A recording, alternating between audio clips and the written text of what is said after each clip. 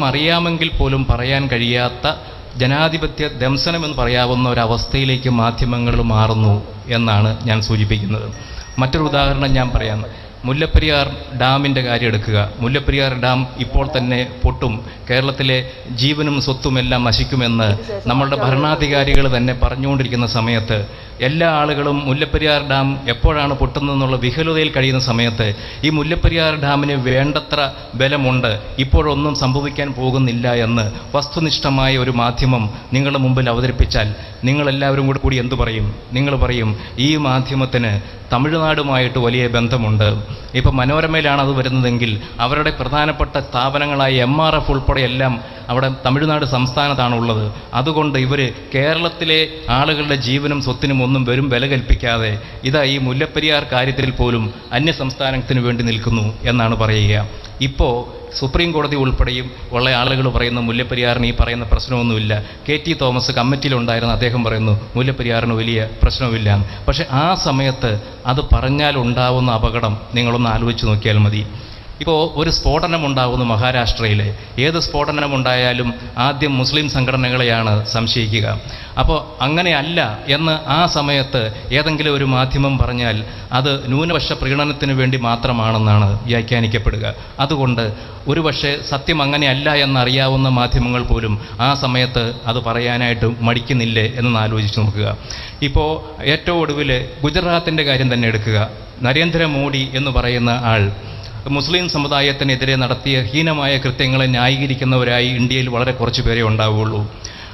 പക്ഷേ ആ നരേന്ദ്രമോദി എന്ന് പറയുന്ന അദ്ദേഹത്തിൻ്റെ ആ കാര്യം തന്നെ മാറ്റി നിർത്തിക്കൊണ്ട് ഗുജറാത്ത് എന്ന് പറയുന്ന സംസ്ഥാനത്ത് നിന്ന് എന്തെങ്കിലും ഒരു നല്ല കാര്യം പഠിക്കാനുണ്ട് എന്ന് ഇവിടെ ആരെങ്കിലും വാദിച്ചാൽ ഉടൻ തന്നെ അയാൾ BJPയുടെ ആളും നരേന്ദ്രമോദിയുടെ ആളുമായി മുദ്ര കുത്തപ്പെടും. അതുകൊണ്ട് അങ്ങനെ ഒരു കാര്യം പറയാനുള്ള സ്വാതന്ത്ര്യം പോലും പൊതുസമൂഹം തരുന്നില്ല എന്നത് നമ്മൾ ആലോചിക്കേണ്ടതാണ്. ഇപ്പോൾ കൊച്ചി മെട്രോ ഒരു കാര്യം ഞാൻ ആലോചിക്കുകയാണ്. കൊച്ചി മെട്രോ നന്നായി കൊണ്ടുപോകാൻ, ഇത് നടപ്പാക്കാൻ ഏറ്റവും നല്ല ആൾ ഈ ശ്രീധരനാണെന്ന കാര്യത്തിൽ വ്യക്തിപരമായി എനിക്ക് യാതൊരു സംശയവുമില്ല, കേരളത്തിലെ പൊതുസമൂഹത്തിനും സംശയമില്ല. പക്ഷേ ഈ ശ്രീധരനെ പോലെ തന്നെ പ്രഗത്ഭനായ ഒരാളുണ്ടെന്നോ അല്ലെങ്കിൽ ഈ ശ്രീധരനും അപ്പുറത്തുള്ള ഒരു ടെക്നോളജി മറ്റെവിടെയെങ്കിലും ഉണ്ടായിട്ടുണ്ടോ എന്നോ ആ സമയത്ത് ചൂണ്ടിക്കാണിച്ചാൽ എല്ലാവരും കൂടി മുദ്ര കഴിക്കും ആ ആളെ അല്ലെങ്കിൽ ആ മാധ്യമത്തെ. അതായത് ഇത് ഈ ശ്രീധരനിൽ നിന്ന്, ഏറ്റവും സത്യസന്ധനായ ശ്രീധരനിൽ നിന്ന് ഇത് തട്ടിത്തെറിപ്പിക്കാനും വേറെ ആർക്കോ വേണ്ടി കോഴ വാങ്ങാനുമുള്ള ശ്രമത്തിൻ്റെ ഭാഗമാണ് ഇത് എന്ന്. അപ്പോൾ പൊതുസമൂഹം ഒരു ധാരണയിൽ പലപ്പോഴും എത്തുന്നത് എല്ലാ കാര്യങ്ങളെയും വസ്തുനിഷ്ഠമായി അപഗ്രഥിച്ചുകൊണ്ടാവണമെന്നില്ല. ആ സമയത്ത് ഒരു കാര്യം നമുക്ക് സത്യമാണെങ്കിൽ പോലും അത് പറയാനുള്ള ജനാധിപത്യ സ്വഭാവം മാധ്യമങ്ങൾക്ക് നിങ്ങൾ അനുവദിച്ച് തരുന്നില്ല എന്നാണ് എൻ്റെ അനുഭവത്തിൽ നിന്ന് തോന്നിയിരിക്കുന്നത്. അങ്ങനെ അനുവദിച്ച് തരാനുള്ള ഒരു കടമ ഈ പൊതുസമൂഹത്തിനുണ്ട്. എല്ലാ കുഴപ്പങ്ങളും സർക്കാരിൻ്റെയും മാധ്യമങ്ങളുടെയും ഒന്നുമല്ല, പൊതുസമൂഹത്തിനും അതിൻ്റേതായിട്ടുള്ള പ്രശ്നങ്ങളുണ്ട്. മോഡറേറ്റർ, എൻ്റെ ജ്യേഷ്ഠ സഹോദര തുല്യനായ ഡോക്ടർ സെബാസ്റ്റ്യൻ പോൾ, ഈ സെമിനാർ ഇവിടെ ഉദ്ഘാടനം ചെയ്ത പ്രിയപ്പെട്ട കഥാകാരൻ NS മാധവൻ, വേദിയിലുള്ള മുതിർന്ന മാധ്യമപ്രവർത്തകൻ തോമസ് ജേക്കബ്, ശ്രീ ജോണി ലൂക്കോസ്, MP ബഷീർ, ഷറഫുദ്ദീൻ, പ്രിയ സുഹൃത്തുക്കൾ, ഇവിടെ ശ്രീ ജോണി ലൂക്കോസ് പറഞ്ഞു അദ്ദേഹം ഒരു മാധ്യമപ്രവർത്തകനാണ്, ഒരുപാട് പരിമിതികൾക്കകത്ത് നിന്നാണ് സംസാരിക്കുന്നത്. എനിക്ക് യാതൊരു പരിമിതിയില്ല. കേരളത്തിൽ എന്തിനെക്കുറിച്ചും ധൈര്യസമേതം അഭിപ്രായം പറയാൻ ജനങ്ങൾ ലൈസൻസ് തന്നിട്ടുള്ള രണ്ടുപേരുണ്ട്. ഒന്ന് അഡ്വക്കേറ്റ് ജയശങ്കറാണ്, മറ്റത് PC ജോർജാണ്. PC ജോർജിന് പരിമിതിയില്ല, ജയശങ്കറിന് പരിമിതിയില്ല. ഇവിടെ ഇദ്ദേഹം പറഞ്ഞല്ലോ മുല്ലപ്പെരിയാർ ഉടനെ പൊട്ടുകയില്ല എന്ന ആളുകൾ എല്ലാവരും ഭയപ്പെട്ടിരുന്ന സമയത്ത് ആരെങ്കിലും അത് പറയാൻ ധൈര്യപ്പെടുമായിരുന്നു എന്ന് ചോദിച്ചു. ഞാൻ ധൈര്യപ്പെട്ടിരുന്നു, കാരണം എനിക്കറിയാം മുല്ലപ്പെരിയാർ പൊട്ടില്ല. മുല്ലപ്പെരിയാർ പൊട്ടിയാൽ ആദ്യം ഒഴുകി പോകുന്ന ആളുകളിൽ ഒരാൾ ഞാനാണ്. എൻ്റെ വീട് ആലുവ പുഴയുടെ തീരത്താണ്. പക്ഷേ എനിക്ക് യാതൊരു പേടിയും ഉണ്ടായിരുന്നില്ല, കാരണം പൊട്ടുകയില്ലെന്ന് നല്ല ഉറപ്പായിരുന്നു. ഞാൻ വീട് മാറി താമസിക്കുന്നതിനെക്കുറിച്ചോ നാട് വിട്ടു പോകുന്നതിനെക്കുറിച്ചോ ഒരു നിമിഷം പോലും ആലോചിച്ചില്ല. കാരണം മുല്ലപ്പെരിയാർ വളരെ ബുദ്ധിമാന്മാരും സമർത്ഥരുമായ ബ്രിട്ടീഷുകാരായ എഞ്ചിനീയർമാർ നല്ല രീതിയിൽ പണിഞ്ഞതാണെന്നും നമ്മുടെ PWD പണിയല്ല എന്നും ഉറപ്പുള്ളതുകൊണ്ട്, PWDക്കാർ പണിഞ്ഞാണെങ്കിൽ നമുക്ക് ഉറക്കം പറ്റില്ല രാത്രി. മാർത്താണ്ഡർമ്മ പാലത്തുമേ കൂടി പോകുമ്പോൾ ഇടിഞ്ഞു പൊളിഞ്ഞ് വീഴുമ്പോൾ എന്ന് ഭയപ്പെടേണ്ട ആവശ്യമേ ഇല്ല. കാരണം രാജഭരണകാലത്ത് മിടുക്കന്മാരായ എഞ്ചിനീയർമാർ പണിഞ്ഞാണ്. പൊളിയുന്ന പ്രശ്നമില്ല. പിന്നെ മണൽ വാരി വാരി ചിലപ്പോൾ പൊളിയാനുള്ള ചെറിയ സാധ്യതയുണ്ടെങ്കിൽ പോലും. അപ്പോൾ നമുക്ക് ബോധ്യമുണ്ട്. പി സി ജോർജിൻ്റെ കാര്യത്തിൽ എനിക്കിതുപോലെ ഉറപ്പുണ്ട്. ഒരിക്കൽ നികേഷ് കുമാറിൻ്റെ ഒരു ചർച്ചയിൽ അദ്ദേഹത്തോട് ചോദിക്കുകയാണ്, ശ്രീ കെ എം മാണി ഈ വയ്യായ ഉള്ള കാലത്ത്, വയസ്സുകാലത്ത് ചപ്പാത്തിൽ പോയി ഉപവസിക്കും. ശ്രീ പി ജെ ജോസഫ് ഗാന്ധി സമാധിയിൽ പോയി ഉപവസിക്കും. റോഷി അഗസ്റ്റിൻ ഒരാഴ്ചയ്ക്ക് മേലായിട്ട് ഉപവാസത്തിലാണ്. ശ്രീ പി സി ജോർജ് താങ്കൾ എന്തുകൊണ്ടാണ് ഉപവസിക്കാത്തത്? പി സി ജോർജ് പറയുന്നു വളരെ ലളിതമായിട്ട്, എൻ്റെ പൊന്ന് നികേഷ്, ഈ ഉപവാസമൊന്നും എനിക്ക് പറ്റത്തില്ല, എനിക്ക് വയറ് വശത്താൽ തീരെ മേല. എന്നിട്ട് അദ്ദേഹം ഒന്നുകൂടി പറഞ്ഞു, ഇനി പി സി ജോർജ് ഉപവസിക്കാത്തതുകൊണ്ട് മുല്ലപ്പെരിയാർ അങ്ങ് പൊട്ടുവാന്നീ പൊട്ടട്ടെ. പി സി ജോർജ് ഉപവസിക്കാത്തത് കൊണ്ട് മുല്ലപ്പെരിയാർ പൊട്ടുകയാണെങ്കിൽ പൊട്ടട്ടെ എന്ന് പറയാൻ ധൈര്യമുള്ള കേരളത്തിൽ 140 MLA-മാരിൽ ഒരാളേ ഉള്ളൂ, അത് പി സി ജോർജാണ്. കാരണം പി സി ജോർജ് ഉപവസിച്ചാലും ഉപവസിച്ചില്ലെങ്കിലും പൊട്ടാനുള്ളതാണെങ്കിൽ പൊട്ടും. അത് തീർച്ചയാണ്. അത് പറയാനായിട്ട് ആരെ പേടിക്കേണ്ട ഒരു ആവശ്യമില്ലെന്ന് എൻ്റെ വിശ്വാസം. അതുകൊണ്ട് ഈ വക കാര്യങ്ങളിലൊന്നും യാതൊരു ഒളിവും മറവും ഇല്ലാതെ തുറന്നടിച്ച് സംസാരിക്കുന്ന പ്രകൃതക്കാരനാണ് ഞാൻ. പണ്ട് തൊട്ടേ അങ്ങനെയാണ്. മാധ്യമ നിരൂപകനാകുന്നതിന് മുമ്പും ഇങ്ങനെ തന്നെയായിരുന്നു. ഞാനിനി കാര്യത്തിലേക്ക് കടക്കാം. ഇവിടെ വളരെ ഗഹനമായ വിഷയങ്ങളെക്കുറിച്ച് ആളുകളൊക്കെ സംസാരിച്ചു. ഞാൻ ഈ അടുത്ത കാലത്ത് നടന്നൊരു സംഭവം പറയാം. ഹരിയാന മുഖ്യമന്ത്രിയായിരുന്ന ഓം പ്രകാശ് ചൗട്ടാലയെയും അദ്ദേഹത്തിൻ്റെ മകൻ അഭയ് ചൗട്ടാലയെയും CBI ചാർജ് ചെയ്ത അഴിമതി കേസിൽ ഡൽഹിയിലെ ഒരു കോടതി, വിചാരണ കോടതിയാണ്, 10 വർഷം കഠിനമായിട്ട് തടവാൻ ശിക്ഷിച്ചു, പിഴയ്ക്കും ശിക്ഷിച്ചു. ജാമ്യം നിരാകരിക്കപ്പെട്ട അദ്ദേഹം ജയിലിലേക്ക് യാത്ര ചെയ്തു. തീർച്ചയായിട്ടും വളരെ പ്രധാനപ്പെട്ട ഒരു കാര്യമാണ്. രാജ്യത്തിലെ ഒരു പ്രധാനപ്പെട്ട സംസ്ഥാനത്തിൻ്റെ മുഖ്യമന്ത്രിയായിരുന്ന ആൾ, അയാളുടെ മകൻ രാഷ്ട്രീയ നേതാവാണ്. അവരെ ശിക്ഷിച്ചു. വിചാരണ കോടതിയാണ്. ഇനി അതിൻ്റെ പുറത്ത് ഹൈക്കോടതിയിലേക്ക് അപ്പീലുണ്ട്. അത് കഴിഞ്ഞാൽ സുപ്രീം കോടതിയിലേക്ക് അപ്പീലുണ്ട്. പിന്നെ രാഷ്ട്രപതിക്ക് വേണമെങ്കിൽ ദയാഹർജി കൊടുക്കാം. ഓം പ്രകാശ് ചൗട്ടാല സാമാന്യം വയസ്സായ ആളാണ്. സുപ്രീം കോടതി വിധി വരുന്നതിന് മുമ്പ് അദ്ദേഹം പരലോകപ്രാപ്തനാകും എന്ന കാര്യത്തിൽ എനിക്ക് വലിയ സംശയമില്ല. ഞാൻ ഈ നിയമരംഗത്ത് പ്രവർത്തിക്കുന്ന ആളാണ്. കഴിഞ്ഞ 24 കൊല്ലമായിട്ട് വക്കീൽ പണി കൊണ്ട് ജീവിക്കുന്ന വ്യക്തിയാണ്. പിന്നെ ഈ പത്രത്തിലും മാധ്യമത്തിലൊക്കെ വരുന്നത് ഇതിനിടയ്ക്ക് ഒരു തമാശ എന്ന് വിചാരിച്ചാൽ മതി. അപ്പോൾ ഏതായാലും ഓം പ്രകാശ് ചൗട്ടാലയെ എന്നേക്കുമായിട്ട് ജയിലിലടക്കാൻ ഈ വിചാരണ കോടതി വിചാരിച്ചാൽ നടക്കില്ല എന്നുള്ള കാര്യം ഏതാണ്ട് സ്പഷ്ടമാണ്. നമ്മുടെ നാട്ടിലെ നിയമ നടപടിയിൽ ഉണ്ടാകുന്ന കാലവിളംബം പരിഗണിച്ച് നോക്കുമ്പോൾ. പക്ഷേ ചൗട്ടാലയെ ശിക്ഷിച്ചു എന്നറിഞ്ഞപ്പോൾ നമ്മുടെ കേരളത്തിലുള്ള പത്രങ്ങൾ, പ്രത്യേകിച്ച് നമ്മുടെ തോമസ് ജേക്കബ് സാറിൻ്റെ മലയാള മനോരമ അടക്കമുള്ള പത്രങ്ങൾ ആനന്ദ തുന്തിലരാകുകയും അതേക്കുറിച്ച് അനുകരണീയമായ ശൈലിയിൽ മുഖപ്രസംഗം എഴുതുകയും ചെയ്തു. ഞാൻ വളരെ ഡിലൈറ്റഡായി. ഇങ്ങനെയൊക്കെ അഴിമതിക്കെതിരായിട്ട് പോരാടുന്ന പത്രങ്ങൾ ഈ രാജ്യത്തുണ്ടല്ലോ. അദ്ദേഹം തന്നെ പറഞ്ഞുകൊണ്ട് ജനാധിപത്യത്തെ ശക്തിപ്പെടാനാണല്ലോ മാധ്യമങ്ങളുടെ പ്രധാന ജോലി. സംഗതി ചോറായി. പക്ഷെ എനിക്ക് ഈ ഓർമ്മശക്തി ഇത്തിരി കൂടുതലാണ്. എൻ്റെ ഒരു പ്രധാന പരിമിതിയും പരാധീനതയും അത് തന്നെയാണ്. ഇത് ഓർത്തപ്പോൾ ഞാൻ പെട്ടെന്ന് ഞെട്ടലോടുകൂടി വേറൊരു കാര്യം ഓർത്തു. ഈ ബാലകൃഷ്ണപിള്ള എന്ന് പറഞ്ഞൊരാളുണ്ടല്ലോ, ആർ ബാലകൃഷ്ണപിള്ള, കീഴൂട്ട് രാമപിള്ളയുടെ മകനാണ്, വലിയ പ്രമാണിയാണ്, ആനയുള്ള ആളാണ്. ഇടക്കാലത്ത് മന്ത്രിയായിരുന്നു കേരളത്തിൽ. അദ്ദേഹത്തിൻ്റെ മകനും മന്ത്രിയായിരുന്നു, ഗണേഷ് കുമാർ. നമുക്കൊക്കെ അറിയാം, ബാലകൃഷ്ണപിള്ള വലിയ പ്രമാണിയാണ്. കേരള കോൺഗ്രസ് B എന്ന് പറഞ്ഞാൽ അത്ര വലിയ പാർട്ടിയൊന്നുമല്ല. വാളകം മുതൽക്ക് പുലമൺ വരെ എന്ന് വെച്ചാൽ കല്ലൂരോട്ട് പലരോട്ടം വരെയുള്ള ഒരു വലിയ ഏരിയയിൽ മാത്രം അദ്ദേഹത്തിൻ്റെ പാർട്ടിയുള്ളൂ. മനസ്സിലായോ? നമ്മുടെ പല പാർട്ടികളും അങ്ങനെയാണ്. ഷിബു ബേബി ജോണിൻ്റെ പാർട്ടി നീണ്ടകര മുതൽ നീണ്ടകര വരെ നീണ്ടു കിടക്കുന്ന ഒരു മഹാസാമ്രാജ്യത്തിൽ മാത്രമേ ഉള്ളൂ. പക്ഷെ അദ്ദേഹത്തിൻ്റെ ശാരീരിക സ്ഥിതി കൊണ്ടും സാമ്പത്തിക സ്ഥിതി കൊണ്ടും അദ്ദേഹത്തിൻ്റെ പിതാവിൻ്റെ മഹത്വം യശോദാവല്യം കൊണ്ടും അദ്ദേഹം മന്ത്രിയായി. അതൊക്കെ പോട്ടെ, ഓരോരുത്തരുടെ ഭാഗ്യം, നമുക്കൊന്നും പറയാൻ പറ്റില്ല. തലയിൽ വരെയുണ്ടെങ്കിൽ പലതും നടക്കും ഇല്ലേ? KP മോഹനൻ വരെ മന്ത്രിയായി നമ്മുടെ രാജ്യം. അതുപോട്ടെ, ഈ അത്ഭുതങ്ങളും നടക്കും. പക്ഷെ ബാലകൃഷ്ണപിള്ളയെ വിചാരണ കോടതി ശിക്ഷിച്ചു, ഹൈക്കോടതി വെറുതെ വിട്ടു, സുപ്രീം കോടതി ശിക്ഷിച്ചു. സുപ്രീം കോടതിക്കും ഇത് വേറെ കോടതിയില്ല. പിന്നെ ഈ ശരീരത്തിൽ ഇരുമ്പിൻ്റെ അംശം കൂടിയാൽ മാത്രമേ രക്ഷൂ. ഏതായാലും ബാലകൃഷ്ണപിള്ള സുപ്രീം കോടതി വിധിയുടെ അടിസ്ഥാനത്തിൽ ജയിലിലേക്ക് യാത്രയായപ്പോൾ കേരളത്തിൽ എത്ര പത്രങ്ങൾ മുഖപ്രസംഗം എഴുതി എന്ന് ഇവിടെ ഇരിക്കുന്ന സുന്നി സഹോദരന്മാർ ശ്രദ്ധിച്ചിട്ടുണ്ട്. ലവ് ജിഹാദ് എന്നൊരു പ്രശ്നം സമീപകാലത്തുണ്ടായ വലിയൊരു വിവാദമാണ്. ലവ് ജിഹാദ്.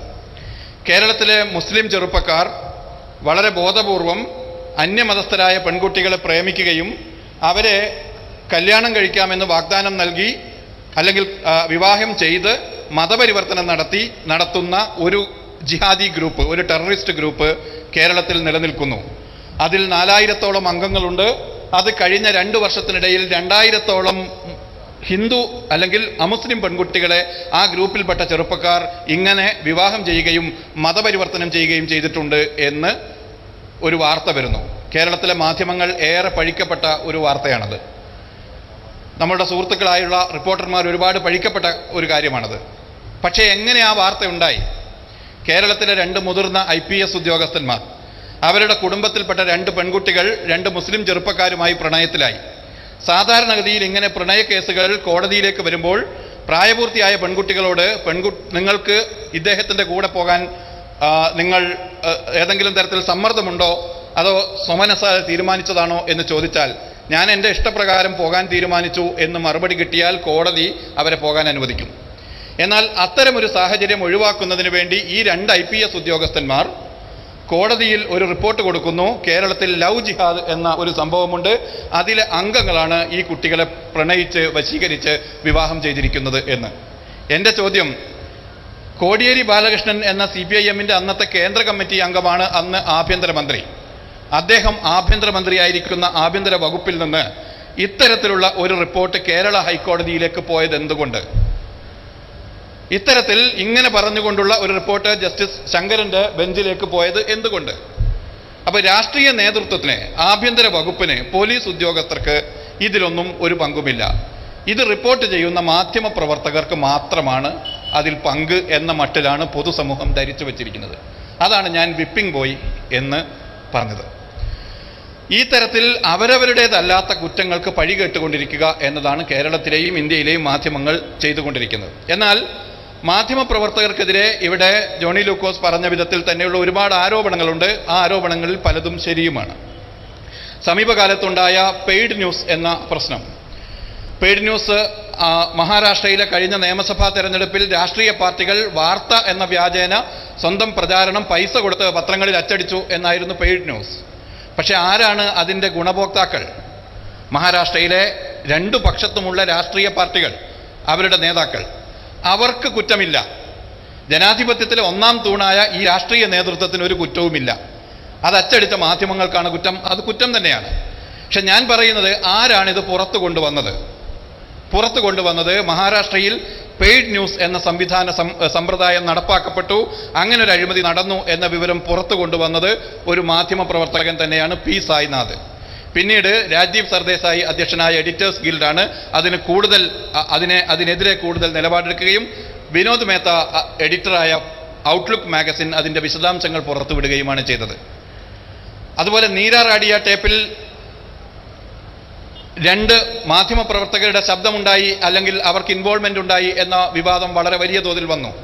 പക്ഷേ ആ പ്രശ്നം കൂടി ജനങ്ങളെ അറിയിച്ചത് ആരാണ്? ആ പ്രശ്നം ജനങ്ങളെ അറിയിച്ചതും മാധ്യമങ്ങൾ തന്നെയാണ്. മലയാളിയായ മാധ്യമപ്രവർത്തകർ ഉൾപ്പെടെ നമ്മുടെ ദേശീയ തലസ്ഥാനത്തെ മുതിർന്ന മാധ്യമ പ്രവർത്തകർ തന്നെയാണ് നീര റാഡിയ കേസിൽ 2 മാധ്യമ പ്രവർത്തകരുടേത് ഉൾപ്പെടെയുള്ള പങ്ക് ലോകത്തെ അറിയിച്ചത്. ഞാൻ പറയുന്നത്, മാധ്യമ പ്രവർത്തകർക്ക് കുഴപ്പങ്ങൾ ഉണ്ടെങ്കിൽ കൂടി ആ കുഴപ്പങ്ങളെ പരിഹരിക്കാനുള്ള ഒരു സെൽഫ് കറക്ഷൻ മെക്കാനിസം മാധ്യമപ്രവർത്തകരുടെ സമൂഹത്തിനകത്ത് നിലനിൽക്കുന്നുണ്ട്. അതിനുള്ള സ്വാതന്ത്ര്യവും നിലനിൽക്കുന്നുണ്ട്. പക്ഷേ രാഷ്ട്രീയ നേതൃത്വത്തിൽ അത്തരത്തിലുള്ള കറക്ഷനുള്ള ഒരു സംവിധാനമുണ്ടോ എന്നാണ്. അപ്പം നമ്മൾ വളരെ ഉപരിപ്ലവമായി കാര്യങ്ങൾ സംസാരിച്ചു പോകുമ്പോൾ ഇത്തരത്തിൽ ജനാധിപത്യത്തിൻ്റെ മറ്റ് തൂണുകൾ ചെയ്യേണ്ട കാര്യങ്ങൾ ചെയ്യുന്നുണ്ടോ എന്നുകൂടി ആലോചിച്ചു നോക്കുന്നത് നല്ലതായിരിക്കും. വിഷ്വൽ മീഡിയയുടെ പ്രാധാന്യം ശക്തമായിക്കൊണ്ടിരിക്കുമ്പോൾ നാളത്തെ പത്രം എന്ന് പറയുന്നത് തന്നെ നമ്മുടെ മൊബൈലിലും അല്ലെങ്കിൽ ലാപ്ടോപ്പിലും പ്രത്യക്ഷപ്പെടുന്ന ഒരു പത്രമായി രൂപം പ്രാപിക്കുമ്പോൾ ദിനപത്രങ്ങളുടെ സർക്കുലേഷനും ശക്തിയും പ്രചാരവും കൂടിക്കൊണ്ടിരിക്കുകയാണ് എന്ന യാഥാർത്ഥ്യം നാം മനസ്സിലാക്കുന്നുണ്ട്. അങ്ങനെയാണെങ്കിലും പത്രങ്ങളുടെ വിശ്വാസ്യതയ്ക്ക് കാര്യമായ ചോർച്ച സംഭവിച്ചിട്ടുണ്ട് എന്ന് ബുദ്ധിജീവികളായ എല്ലാ ആളുകളും സമ്മതിക്കുന്നുണ്ട്. വിശ്വാസ്യതയും ധാർമ്മികതയും പത്രങ്ങൾക്ക് അല്ലെങ്കിൽ മാധ്യമങ്ങൾക്ക് ശോഷണം പോയിക്കൊണ്ടിരിക്കുകയാണ്. വാഷിംഗ്ടണിലെ മാധ്യമ ഗവേഷണ സ്ഥാപനമായ ന്യൂസിയം എന്ന സംഘടന വാഷിംഗ്ടൺ DC-യിൽ നടത്തിയ ഒരു സർവേയിൽ മാധ്യമപ്രവർത്തകരെ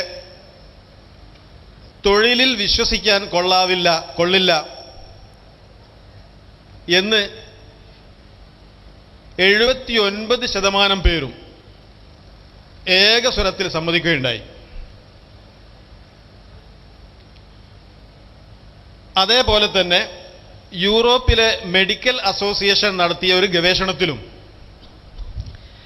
മാധ്യമ പ്രവർത്തകർ അല്ലെങ്കിൽ മാധ്യമങ്ങൾ ഇവരെ വിശ്വസിക്കാൻ കൊള്ളാത്തവരാണ് എന്നൊരു സങ്കല്പത്തിലാണ്, എന്നൊരു വിലയിരുത്തലിലാണ് പല സംഘടനകളും എത്തിക്കൊണ്ടിരിക്കുന്നത്. നമ്മുടെ ഈ സംവാദം ഇവിടെ അവസാനിക്കുകയാണ്. മാധ്യമ സംസ്കാരങ്ങളും ജനാധിപത്യവും എന്ന വിഷയം മുൻനിർത്തിയാണ് വളരെ പ്രമുഖരായ മാധ്യമ നിരീക്ഷകരും മാധ്യമപ്രവർത്തകരും പങ്കെടുത്ത ഈ സംവാദം ഇവിടെ നടന്നത്. സാധാരണ ഇത്തരം ചർച്ചകളിൽ ഉയർന്നു കേൾക്കാറുള്ള പല വാക്കുകളും പദാവലികളും ഒന്നും ഇവിടെ കേട്ടില്ല. അത് ഈ മുഖ്യധാര മാധ്യമങ്ങൾ, ജനപക്ഷം, അങ്ങനെയൊക്കെയുള്ള വാക്കുകളൊക്കെ ഉണ്ട്. അങ്ങനെയുള്ള വാക്കുകളിലേക്കൊന്നും പോകാതെ നമ്മൾ ജനങ്ങൾ നമുക്ക് ആവശ്യമുള്ളത് എന്ത്, നമുക്ക് അവകാശപ്പെട്ടത് എന്ത് എന്ന് നമ്മുടെ മാധ്യമപ്രവർത്തകരെ അനുസ്മരിപ്പിക്കുന്ന ഒരു പരിപാടി മാത്രമാണ് ഇവിടെ നടന്നത്. നമുക്ക് ആവശ്യമുള്ളത് സത്യം അറിയുന്നതിനുള്ള നമ്മുടെ അവകാശത്തെ മാധ്യമപ്രവർത്തകർ അംഗീകരിക്കണം എന്ന് മാത്രമാണ്. അതിനുള്ള അവരുടെ പ്രയാസങ്ങളും പറയുകയുണ്ടായി. പ്രത്യേകിച്ച് ജോണി ലൂക്കോസും ഒക്കെ ചില കാര്യങ്ങളൊക്കെ ഇവിടെ പറഞ്ഞു. അതും നമ്മളെപ്പോഴും കേൾക്കുന്നതാണ്. ജോണി ലൂക്കോസ് പറഞ്ഞല്ലോ, പൊതുജനങ്ങൾ തന്നെയാണ് ഇതിനൊക്കെ ഉത്തരവാദികളെന്ന്. അത് നമ്മളെപ്പോഴും കേൾക്കുന്നുണ്ട്. നിങ്ങൾക്ക് എന്തുകൊണ്ടൊരു മോശം സിനിമ കിട്ടുന്നു, നിങ്ങൾക്ക് എന്തുകൊണ്ടൊരു മോശം പുസ്തകം കിട്ടുന്നു, നിങ്ങളുടെ പത്രം എന്തുകൊണ്ട് മോശമാകുന്നു, നിങ്ങൾക്ക് എന്തുകൊണ്ടൊരു നല്ല ചാനൽ കാണാൻ കഴിയുന്നില്ല. ഇതിൻ്റെ എല്ലാം ഉത്തരവാദിത്വം നമുക്ക്, ജനങ്ങൾക്ക്, വായനക്കാർക്ക്, പ്രേക്ഷകർക്ക് തന്നെയാണ് എന്നുള്ള ഒരു നിലപാടാണ് അതിൻ്റെയൊക്കെ പിന്നിൽ പ്രവർത്തിക്കുന്നവർ എപ്പോഴും ചൂണ്ടിക്കാണിക്കുന്നത്. നിങ്ങൾക്ക് എന്താണോ ആവശ്യം അത് ഞങ്ങൾ നൽകുന്നു എന്നതാണ് അവരുടെ നിലപാട്. അവിടെയാണ് ഇത്തരം ചർച്ചകളുടെ പ്രാധാന്യം വർദ്ധിക്കുന്നത്. എന്താണ് നമ്മുടെ ആവശ്യം എന്ന് അവരെ, ഈ മാധ്യമപ്രവർത്തകരെ ബോധ്യപ്പെടുത്തുന്നതിനുള്ള ഉത്തരവാദിത്വം നമുക്കുണ്ട്. നമുക്കേതായാലും ഇപ്പോൾ ഉള്ളതിനേക്കാൾ മെച്ചപ്പെട്ട മാധ്യമങ്ങൾ ലഭിക്കുന്നതിനുള്ള അവകാശമുണ്ട്. ആ അവകാശം നമ്മൾ സ്വയം അറിയുകയും അത് മാധ്യമപ്രവർത്തകരെ ബോധ്യപ്പെടുത്തുകയും അതിലൂടെ കുറേ കൂടി മെച്ചപ്പെട്ട രീതിയിൽ നമ്മുടെ അവകാശങ്ങൾ മാധ്യമങ്ങളിലൂടെ നിറവേറപ്പെടുന്ന ഒരു സാഹചര്യം ഉണ്ടാവുകയും വേണം. അവിടെയാണ് ബാക്കി എല്ലാ തത്വങ്ങളും എല്ലാം നമുക്ക് മാറ്റിവയ്ക്കാം. നമുക്ക് വേണ്ടത് സത്യം അറിയുന്നതിനുള്ള നമ്മുടെ അവകാശം, കാര്യങ്ങൾ പൂർണ്ണമായി അറിയുന്നതിനുള്ള നമ്മുടെ അവകാശം. അവിടെ ധീരമായി നിലപാടെടുക്കാൻ പലപ്പോഴും മാധ്യമങ്ങൾക്ക് കഴിയുന്നില്ല എന്ന് ISRO ചാരക്കേസൊക്കെ മുൻനിർത്തി, മുല്ലപ്പെരിയാറിനെ മുൻനിർത്തി ഒക്കെ ഇവിടെ പരാമർശമുണ്ടായി. പക്ഷെ നമ്മൾ പ്രതീക്ഷിക്കുന്നത് മാധ്യമങ്ങൾക്ക്, മാധ്യമപ്രവർത്തകർക്ക്, ഒരു നല്ല പത്രാധിപർക്ക് അത്തരത്തിൽ വേറിട്ട ഒരു ആശയം ഒറ്റപ്പെട്ടു പോകും എന്ന ഭയം, ആശങ്ക ഇല്ലാതെ നമ്മോട് പറയുന്നതിനുള്ള ധൈര്യമുണ്ടാവണം. അങ്ങനെ ധൈര്യമുള്ള ഒരു പത്രാധിപരെ, മാധ്യമപ്രവർത്തകനെ ആണ് നമുക്ക് ആവശ്യം. അങ്ങനെയുള്ള മാധ്യമപ്രവർത്തകരും ഉണ്ടായിട്ടുണ്ട്. അങ്ങനെ കാര്യങ്ങൾ തുറന്നു പറഞ്ഞിട്ടുള്ളവർ, ഒറ്റപ്പെട്ടു പോകും, സംശയിക്കപ്പെടും എന്ന ഭീതിയില്ലാതെ കാര്യങ്ങൾ പറഞ്ഞിട്ടുള്ളവർ. അങ്ങനെ പറയുമ്പോൾ അവരുടെ ആർജവം മാത്രമല്ല നമ്മൾ അംഗീകരിക്കുന്നത്. അങ്ങനെ പറയുമ്പോൾ ആ പത്രാധിപരെ നമ്മൾ വിശ്വസിക്കുന്നത് ആ പത്രാധിപർക്ക് വിശ്വാസ്യത ഉള്ളതുകൊണ്ടാണ്. ആ പത്രാധിപർ അല്ലെങ്കിൽ ആ മാധ്യമപ്രവർത്തകൻ, ആ ചാനൽ അല്ലെങ്കിൽ ആ പത്രം അങ്ങനെ പറഞ്ഞുവെങ്കിൽ അത് ശരിയായിരിക്കും എന്ന് നമുക്കൊരു ബോധ്യം ഉണ്ടാകുന്നതുകൊണ്ടാണ്. ആ ബോധ്യം സ്വന്തം വീഴ്ചകളിലൂടെ നഷ്ടപ്പെടുത്തിയവരാണ് ഇപ്പോൾ പൊതുസമൂഹത്തെ, വായനക്കാരെ, പ്രേക്ഷകരെ കുറ്റപ്പെടുത്തിക്കൊണ്ട് നിങ്ങളാണ് ഇതിനൊക്കെ ഉത്തരവാദികൾ എന്ന് പറയുന്നത്.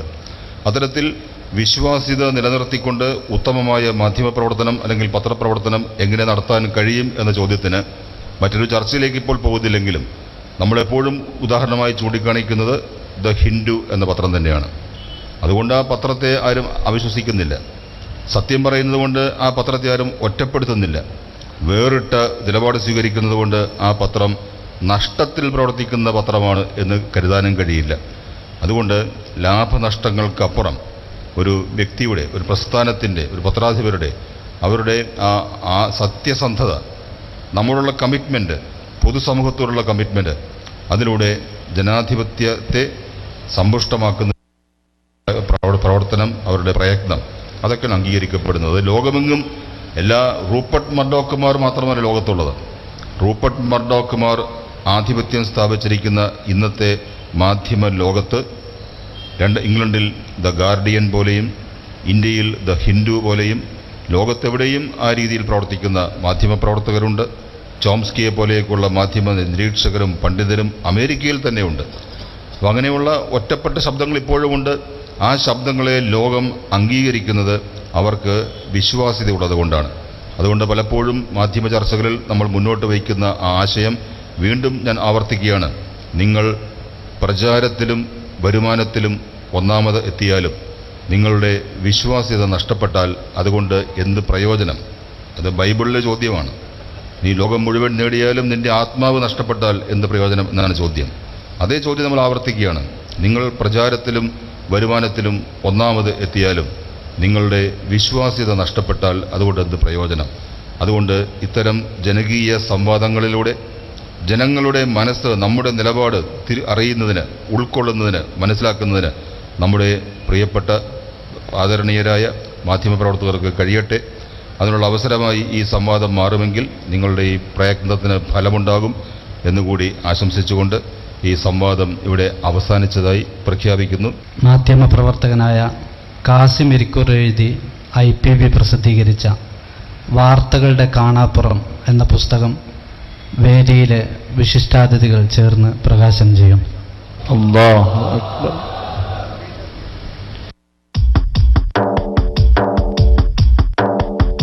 മൂവർണ്ണ കൊടിയൊന്നെടുക്കൂ, ധീരവചനങ്ങളേറ്റു വിളിക്കൂ, നേരിനെ സ്നേഹിച്ചിടുന്ന സഹോദര ഈ പടയണിയിലണി നിരക്കൂ, നേരെ വേഗം സധീരം നടക്കൂ. മൂവർണ്ണ കൊടിയൊന്നെടുക്കൂ, ധീരവചനങ്ങളേറ്റു വിളിക്കൂ, നേരിനെ സ്നേഹിച്ചിടുന്ന സഹോദര ഈ പടയണിയിലണി നിരക്കൂ, നേരെ വേഗം സധീരം നടക്കൂ.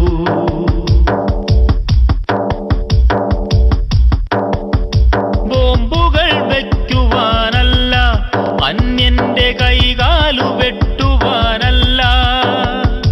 ബോംബുകൾ വയ്ക്കുവാനല്ല, അന്യന്റെ കൈകാലു വെട്ടുവാനല്ല. ഹൃദയത്തിൽ നിന്നൊരു ഹൃദയത്തിലേക്ക് പടർത്തുന്ന സ്നേഹത്തിൻ സമരജ്വാല, നമ്മൾ കോർക്കുന്നു സൗഹൃദത്തിന്റെ മാല.